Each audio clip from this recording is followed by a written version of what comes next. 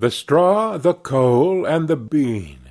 From Grimm's Fairy Tales, by Jacob and Wilhelm Grimm.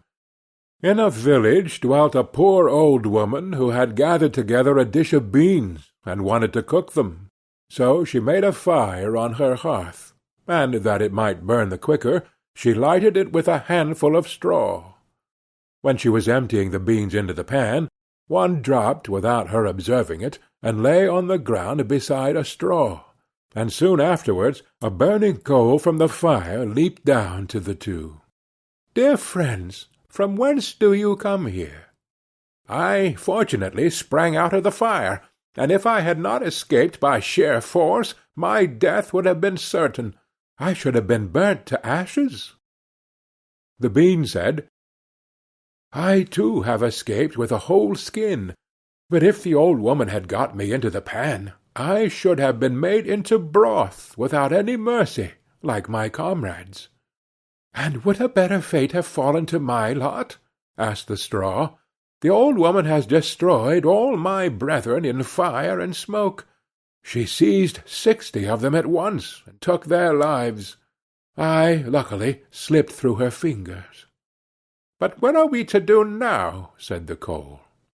"I think," answered the bean, "that as we have so fortunately escaped death, we should keep together like good companions, and lest a new mischance should overtake us here, we should go away together, and repair to a foreign country."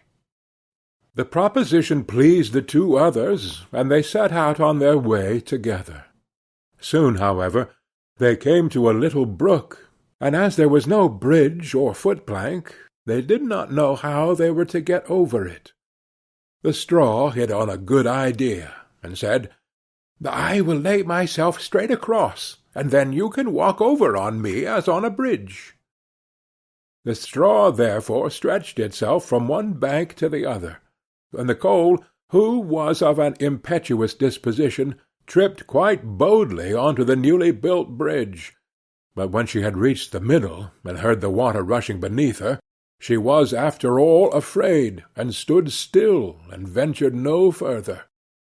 The straw, however, began to burn, broke in 2 pieces, and fell into the stream. The coal slipped after her, hissed when she got into the water, and breathed her last. The bean, who had prudently stayed behind on the shore, could not but laugh at the event, was unable to stop, and laughed so heartily that she burst.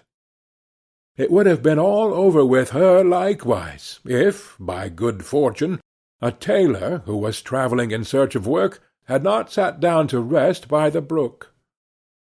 As he had a compassionate heart, he pulled out his needle and thread, and sewed her together.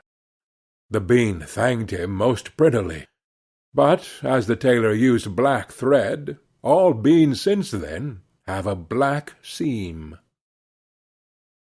End of The Straw, the Coal, and the Bean.